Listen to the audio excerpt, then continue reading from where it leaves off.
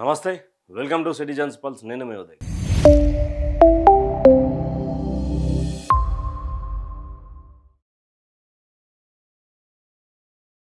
నిన్న ముఖ్యమంత్రి గారు మాటలు చాలా అవాక్కుచవాక్గా అనిపించినటువంటి పరిస్థితి. తెలంగాణ రాష్ట్రంలో భూములు లేవు, తెలంగాణ రాష్ట్రంలో ఖజానా లేదు, తెలంగాణ రాష్ట్రంలో జిహెచ్ఎంసీ కార్మికులు మా మాటనే ఇంటలేరు, నాకు దానికి కొన్ని దాంట్లకు సంబంధం లేదు, నాకు కొన్ని దాంట్లకు అసలు నాకు పట్టింపే లేదు అనే విధంగా సాఫీగా మాట్లాడుకుంటూ వెళ్ళిపోయినటువంటి పరిస్థితి.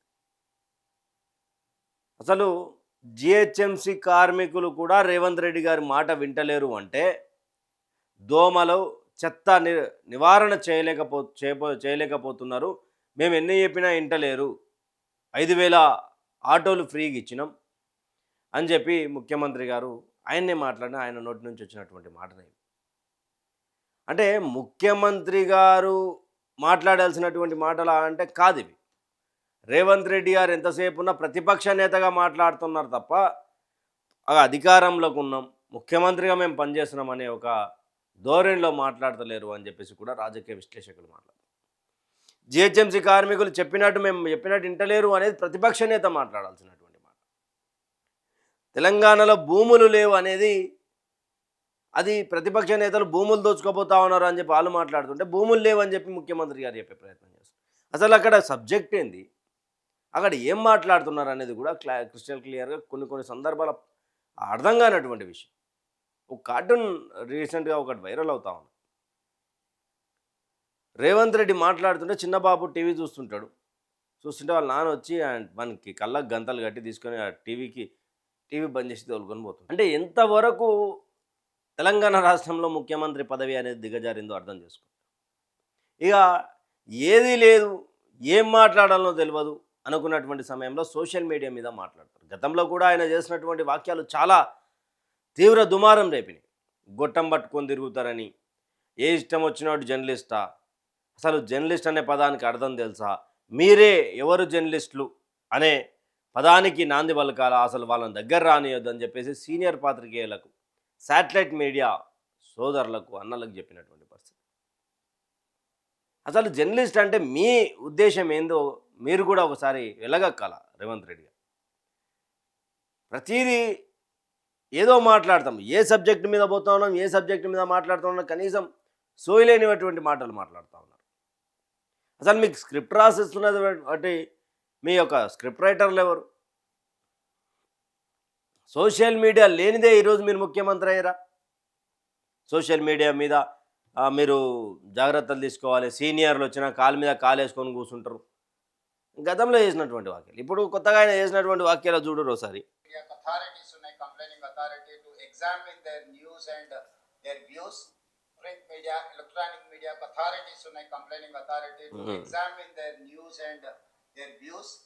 సోషల్ మీడియాకు లేదు, డెఫినెట్ గా తెలంగాణ రాష్ట్ర ప్రభుత్వం ఎగ్జామిన్ చేసి సోషల్ మీడియాలో ప్రసారం చేసే అవాస్తవాల మీద ఫిర్యాదు చేయడానికి కూడా ఒక వేదికను చేయాలనుకుంటున్నాము.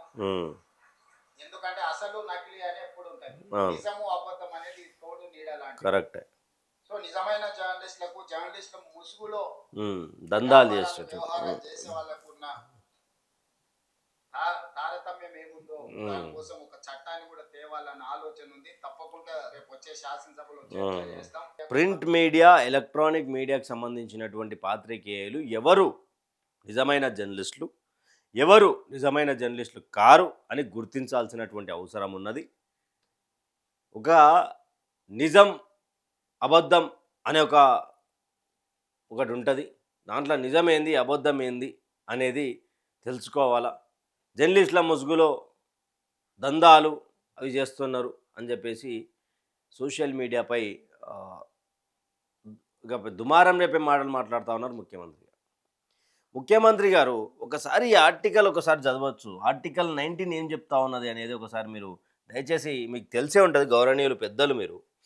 ఆర్టికల్ 19 ఏం చెప్తా ఉన్నది? భారత రాజ్యాంగంలోని ఆర్టికల్ 19 పౌరులకు 6 ప్రాథమిక స్వేచ్ఛలను వాక్ స్వాతంత్రం, సమావేశం, సంఘాలు, సంచారం, నివాసం, వృత్తి హామీ ఇస్తుంది. ఇది వ్యక్తిగత స్వేచ్ఛకు మరియు ప్రజాస్వామ్యానికి మూలాధారం. అయితే ఈ హక్కులు నిరుపేక్షమైనవి కావు మరియు దేశ భద్రత ప్రజా ప్రయోజనాల దృష్ట్యా సహృదయకమైన పరిమితులకు లోబడి ఉంటాయి. ఆర్టికల్ 19/1 ప్రకారం 6 రకాల స్వేచ్ఛలు ఏంటంటే 19/1 వాక్ భావ ప్రకటన స్వేచ్ఛ, అభిప్రాయాలను స్వేచ్ఛగా వ్యక్తీకరించడం పత్రికా స్వేచ్ఛ. 19/1 శాంతియుతంగా సమావేశమయ్యే స్వేచ్ఛ, ఆయుధాలను లేకుండా సమావేశాలు సభలు నిర్వహించడం. సీఎం చెప్తా ఉన్నది 19/1లో సంఘాలు లేదా యూనియన్లను ఏర్పాటు చేసే స్వేచ్ఛ రాజకీయ సామాజిక ఆర్థిక ప్రయోజనాల కోసం. డిఎం చెప్తా ఉన్నది దేశవ్యాప్తంగా స్వేచ్ఛగా తిరిగే స్వేచ్ఛ, భారత భూభాగంలో ఎక్కడైనా సంచరించడం. ఈఎం చెప్తా ఉన్నది భారతదేశంలో ఎక్కడైనా నివసించే స్థిరపడే స్వేచ్ఛ. వృత్తి వ్యాపార స్వేచ్ఛ వచ్చేసి ఇవి సౌతేకమైనటువంటి పరిమితులు ఆర్టికల్ 19, 19/2, 19/6 ప్రభుత్వం పైన పేర్కొన్న హక్కులపై పరిమితులు విధించవచ్చు. భారతదేశ సార్వభౌమాధికారం మరియు సమగ్రత, రాష్ట్ర భద్రత, విదేశాలతో స్నేహపూర్వక సంబంధాలు, ప్రజాశాంతి, పబ్లిక్ ఆర్డర్, నైతికత, మొరాలిటీ, కోర్టు ధిక్కరణ, పరువు నష్టం అంటూ కూడా ఒకటి ఉంటుంది. ఇది ఎందుకు రేవంత్ రెడ్డి గారు మర్చిపోయారు అనేది ఇప్పటికీ ఒక క్వశ్చన్ మార్క్. అంటే సోషల్ మీడియా అనేది మీకు ఎంతగా ఎందుకు బాధనిస్తుందో అర్థమవుతలేదు. నిజం అబద్ధం అన్నది ఒకటి ఉంటుంది.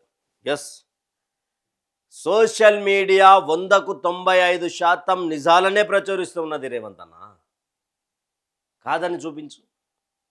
గతంలో 10 సంవత్సరాల కాలం పాటు కేసీఆర్ అధికారంలో ఉన్నప్పుడు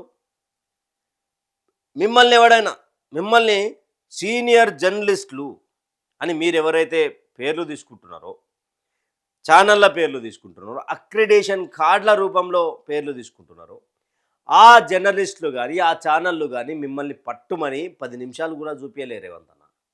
మీ పోరాటం, గతంలో చేసినటువంటి పోరాటం ఏదైతే ఉందో 2 నిమిషాలకే వాళ్ళ సమయం అంతే. నువ్వు ముఖ్యమంత్రి కాబోయే ముఖ్యమంత్రివా ఇంకేదని చూడరు. 2 నిమిషాల సమయాన్ని మీకు కేటాయించి పక్కకు చేరిపోయారు. ఆ రోజు నీకు అండగా నిలబడ్డది సోషల్ మీడియా కాదా? యూట్యూబ్ ఛానల్స్ కావా? ట్విట్టర్ వేదిక కాదా? ఇన్స్టాగ్రామ్ వేదిక కాదా? ఈరోజు అక్కసుగాలికే ప్రయత్నం చేస్తా ఉన్నాం. రైతు భరోసా పడ్డది, 9,000 కోట్లు వేసినాం, నాకేం తెలుసు అని అంటే 9,000 కోట్లు ఏడేసినాం అని చెప్పి శాటిలైట్ ఛానళ్ళు మైకులు పెట్టుకొని రైతుల దగ్గరికి పోయి గ్రామం తిరిగి పబ్లిక్ బయటలు తెస్తలేరు. అది నిజమా అబద్ధమా అనే ఒక సెర్చ్ ఇంజిన్ స్టార్ట్ చేసి ప్రతి ఒక్క గ్రామానికి, వాళ్ళకి వీలున్నటువంటి గ్రామాలకు వెళ్ళి నిజంగా మీకు రైతు భరోసా వచ్చిందా ముఖ్యమంత్రి గారు, అది నిజమా అబద్ధమా తెలుసుకునేటువంటి పరిస్థితి. ఏ పత్రికా మిత్రులు, ఏ ప్రింట్ మీడియా, ఏ ఎలక్ట్రానిక్ మీడియా సర్టిఫికేట్ ఇవ్వాల్సినటువంటి అవసరం లేదు సోషల్ మీడియా. ఎందుకంటే ఎవడు తప్పు చేస్తలేదు. జస్ట్ మీరు అన్నట్టు దొంగ ముసుగేసుకొని, జర్నలిస్టుల ముసుగేసుకొని సంపాదించుకున్న వాళ్ళు ఉన్నారు. కానీ అందరినీ ఒకటే చెట్టు కిందకు తీసుకొచ్చి అందరినీ ఒకే చెట్టు కింద నిలబడ్డారు కదా, వర్షం వస్తుంది కదా అంటే కరెక్ట్ కాదు. తెలంగాణ రైజింగ్ అని, తెలంగాణ రైజింగ్ న్యూస్ అని, తెలంగాణ అప్పన్న హస్తమని, తెలంగాణ హస్తమని, తెలంగాణ 6 గ్యారెంటీలు అని మీరు ఒక సోషల్ మీడియా ప్లాట్ఫామ్ వేదికగా మీరు నడుపుతున్నారు కదా. ప్రజెంట్ గాంధీ భవన్ నుండా, లేకపోతే మీ కాంగ్రెస్ సంబంధించినటువంటి లీడర్ల నుండా, లేకపోతే సోషల్ మీడియా. మరి ఆ సోషల్ మీడియా మీద కూడా నిజ నిర్ధారణ కమిటీ వేసి ఏది నిజం ప్రచురిస్తున్నారు, ఏది నిజాలు అబద్ధాలను నిజాలుగా చూపిస్తున్నారు అనేది ఒక ప్రయత్నం చేద్దాం. ప్రతిసారి ఈ సోషల్ మీడియా లేనిది రేవంత్ రెడ్డి గారికి ముఖ్యమంత్రి సీటు లేదు. అది అవునన్నా కాదన్నా మీరు నిజం. ఏ పత్రిక మీకు సపోర్ట్ చేయనప్పుడు సోషల్ మీడియా మేము వెనుకున్నది. ఏ ఛానల్ మీరు అనుకున్నటువంటి శాటిలైట్ ఛానళ్ళు, ఎలక్ట్రానిక్ మీడియాలు పెద్ద పెద్ద వ్యాన్లు వేసుకొని లైవ్ కిట్లు పట్టుకొచ్చినటువంటి ఛానళ్ళు మీ వెనుక లేకున్నాయి. ఆ రోజు కూడా ఉన్నది ఇదే గొట్టం, ఇదే చిన్న ఫోను, అదే వాడి కష్టం. ఆ రోజు మీ పాదయాత్రలు ఎన్ని శాటిలైట్ ఛానళ్ళు వచ్చినాయి, ఎన్ని ఇంటర్వ్యూలు చేశారు, వేసినటువంటి ఇంటర్వ్యూలు ఎన్నిసార్లు ప్రచురం చేశారు, అదే యూట్యూబ్ ఛానల్, అదే సోషల్ మీడియా ఎన్నిసార్లు. అక్కసుగాలికే ఎందుకు అక్కుతా ఉన్నారు సోషల్ మీడియా అంటే నిజం అబద్ధం అని ఉంటుందని మీరే చెప్పారు కదా. రైతు రుణమాఫీ చేసినామని మీరే చెప్పారు. మీ యొక్క కాంగ్రెస్ పార్టీకి సంబంధించినటువంటి పేజీలు ఏవైతే ఉన్నాయో, సోషల్ మీడియా పేజీలు కావచ్చు, ఛానల్స్ కావచ్చు, అయినాయని చెప్తున్నారు కదా. మరి ఏడైనాయో వాళ్ళని రమ్మనండి, మేము పోతాం. సోషల్ మీడియాలో నిజం ఎవడు చెప్తా ఉన్నాడు, అబద్ధం ఎవడు చెప్తా ఉన్నాడు, ప్రజల ముందు పోయి నిలబడితే తెలుస్తుంది. రైతు బీమా ఇస్తున్నా అన్నారు, ఏడిచ్చిరు. పెన్షన్ 4,000 పెన్షన్లు ఇస్తా ఉన్నారు, ఏడిచ్చిరు. ఇక ఇదంతా సోషల్ మీడియా వైపు డివేట్ చేస్తూ మళ్ళీ మధు పార్క్ కాడికి పోతాడు. మధు పార్క్ కాడికి పోయినాక రాత్రి తెలంగాణ రాష్ట్రంలో హైదరాబాద్ మహానగరంలో 10 గంటల తర్వాత పోలీసు వాళ్ళు బిజినెస్ చేయనిస్తలేరు అని చెప్పి సాక్షాత్తు ముఖ్యమంత్రి గారే చెప్పారు. మీరు ముఖ్యమంత్రి లేకపోతే ప్రతిపక్ష నేత ఎమ్మెల్యేనా? మీరు చెప్పాల్సినటువంటి పాయింట్ అయినా ముఖ్యమంత్రి గారు అది. 10 గంటల వరకు 10 గంటల తర్వాత బిజినెస్ చేయనిస్తలేరు హైదరాబాద్ మహానగరంలో. అందుకే గాంధీ స్టాచ్యూ పెట్టి సరోవర్ కట్టి అక్కడ బిజినెస్ క్లాస్ సెటర్లు వేసి ఆడ మొత్తం ఇక ఫుడ్ అనేది మొత్తం దొరుకుతుందంట. ఎక్కడి నుండి ఎక్కడికి తీసుకుపోతా ఉన్నారు. ఆడ సరే సోషల్ మీడియా గురించి మాట్లాడిండు, బాగుంది, చట్టం తెస్తా అన్నారు, ఓకే డన్. ఆ నుంచి మధు పార్క్ పోయిండు. మధు పార్క్ అంటే ఇప్పుడు మధు పార్క్ కాడ మొత్తం హైదరాబాద్ మొత్తం స్ట్రీట్ ఫుడ్ మొత్తం బంద్ చేస్తే ఆ యొక్క బాపుఘాట్ దగ్గర మొత్తం స్ట్రీట్ ఫుడ్ పెడితే ఏడా పటాన్చేరులు ఉన్నాడు ఆకలి టిఫిన్ చేయనికి ఆకలి అయితే వాడు ఏడికి పోవాలి? బాపుఘాట్ పోవాలి. కొండాపూర్లో ఉన్నాడు ఏడికి పోవాలా? 20 కిలోమీటర్ బాపుఘాట్గా టిఫిన్ చేసి రావాలి. ముఖ్యమంత్రి స్థాయిలో ఉండి ఎందుకు మరి స్ట్రీట్ వెండర్స్ని ఇబ్బంది పెడతా ఉన్నారు? రాత్రి ఐటీ కంపెనీస్ నడుస్తూ ఉన్నాయి కదా, వాళ్ళకి ఫుడ్ కావాలి కదా అని చెప్పేసి పెట్టాలి కదా. మధు పార్క్ అంట మునిగిపోతుందంట మూసి బఫర్ జోన్లో.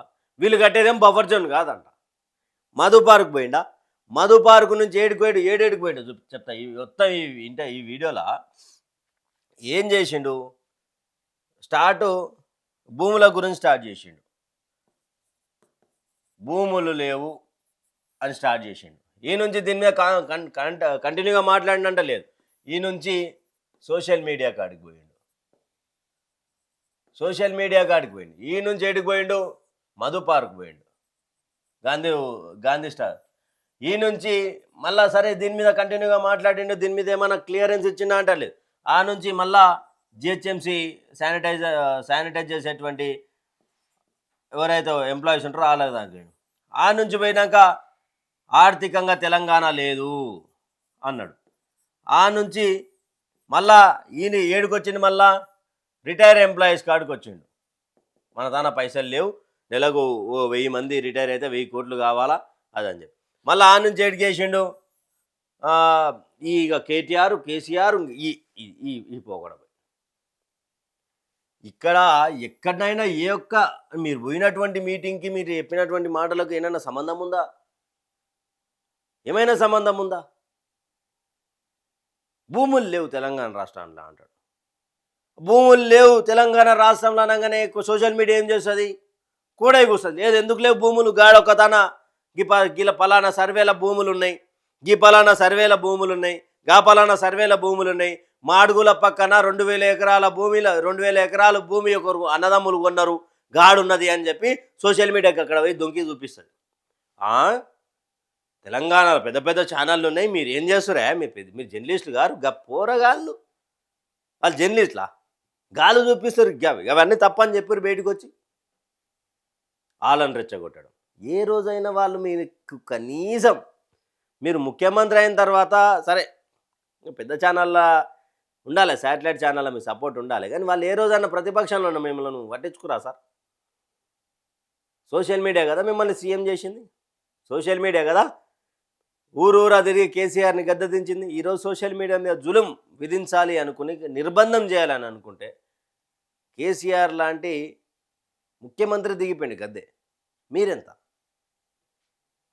అనేది తెలంగాణ సమాజం ఒక్కసారిగా గుండ్రంగా తిరిగి బాల్ ఎంత దూరం కొడుతుంది రిటర్న్ మన దగ్గరికి వచ్చినట్టు సోషల్ మీడియా పూర్తి స్థాయిలో మీ మీదనే వర్క్ చేస్తూ ఉంటుంది. మీరు ఇచ్చినటువంటి మాటలు, మీరు చెప్పినటువంటి మాటల మీద పనిచేస్తూ ఉన్నది కదా. చట్టం తీసుకురండి. సోషల్ మీడియా మీద ఇంతెందుకు? ప్రతిసారి సోషల్ మీడియా మళ్ళీ చెప్పేది ఉడక మీకు వ్యతిరేకంగా వార్తలు రాసినటువంటి వాళ్ళు, వ్యతిరేకంగా మీకు పనిచేసినటువంటి వాళ్ళకు మీరే జర్నలిస్టులా, వాళ్ళు జర్నలిస్టులా, మీరే తెలుసుకోరి. ముఖ్యమంత్రి గారు జర మాట్లాడేటప్పుడు సోషల్ మీడియా మీద మీ కూడా ఉన్నాయి. కాంగ్రెస్ పార్టీ కూడా చాలా పేజెస్, చాలా గ్రూప్స్, చాలా ఛానల్స్ ఉన్నాయి. మరి ఫస్ట్ అక్కడి నుంచి స్టార్ట్ చేసుకుంటా సోషల్ మీడియా మొత్తం ప్రక్షాళన జరగాలని కోరుకుంటారు.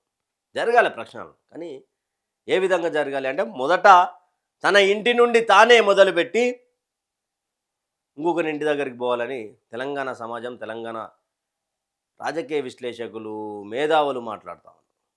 దీనిపై మీ అభిప్రాయాన్ని కామెంట్ సెక్షన్లో కామెంట్ చేయండి. Thank you for watching. Stay tune with citizens.